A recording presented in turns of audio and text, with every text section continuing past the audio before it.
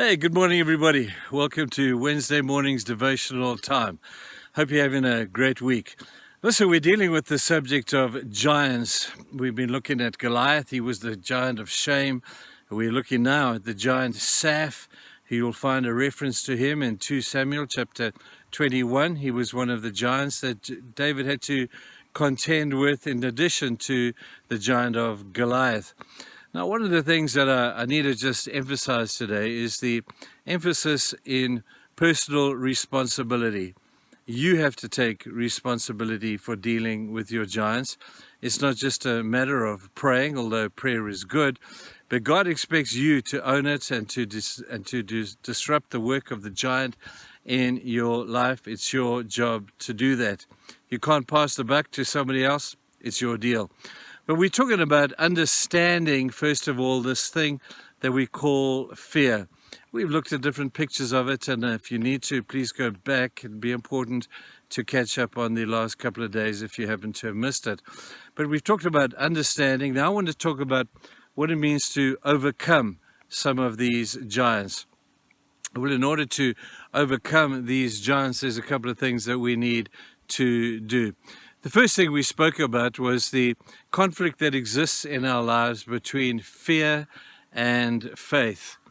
Faith is the answer in one sense. It's not the only answer to this thing called fear, but it is certainly one of the contentious issues that we have to deal with in the context of Satan today. Now, faith is an incremental thing. We grow in faith. You don't just suddenly get the faith of Noah that God says do this and he does it and it's huge and it's enormous.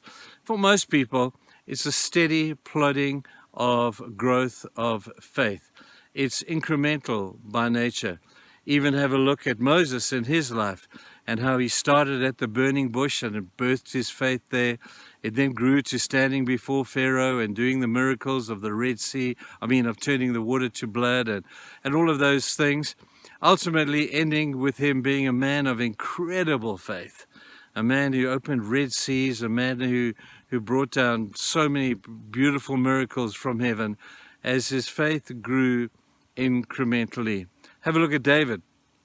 He testifies before Saul. When Saul said to him, what entitles you to fight the giant? He says, no man, listen, I can take on the giant because I fought a lion before and I fought a bear before and I'm now ready to take on this giant. We grow incrementally.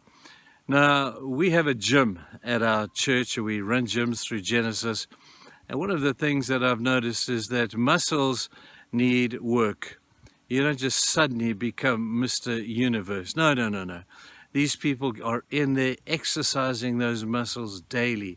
They're giving great nutrition to those muscles in order to grow. And I think sometimes, faith is just like that. Faith is like being in the gym of life, where we slowly begin to emphasize the exercise aspect. We begin to grow in faith, trusting God for the small things. And then we see, man, God came through, and I trust God for the bigger things, until eventually our faith has grown to something significant that God can really bless and really use. It's this incremental thing of growth. Now, personal growth is an important thing for a number of reasons. First of all, as we grow in faith, God is able to use us more. We said yesterday how God commands us to faith simply because it's good for us, but also it's great for His glory. The objective of every believer today, people, is that we would bring glory to God. There is no glory without faith.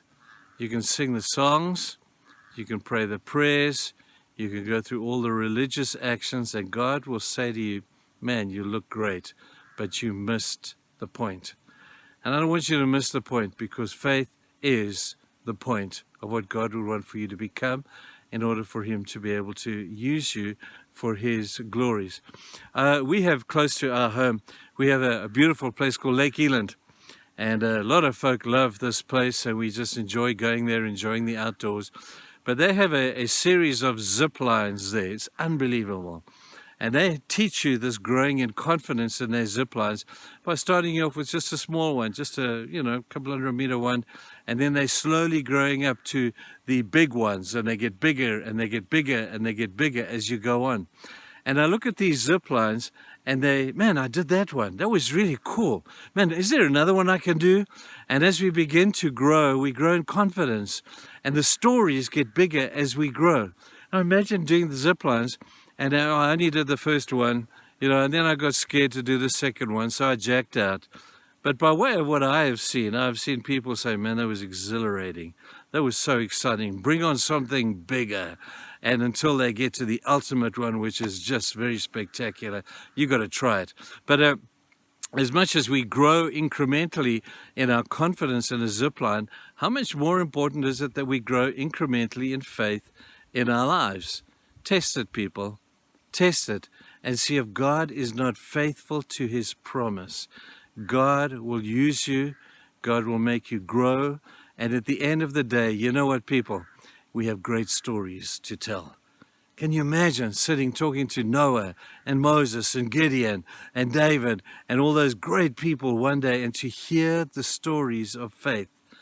I got to tell you, people, I don't want to sit there like a little wimp in the corner with no stories to tell. I don't know about you, but I want to grow my faith because it brings God glory and gives me some great stories in eternity to tell and to enjoy and to reap the benefit thereof.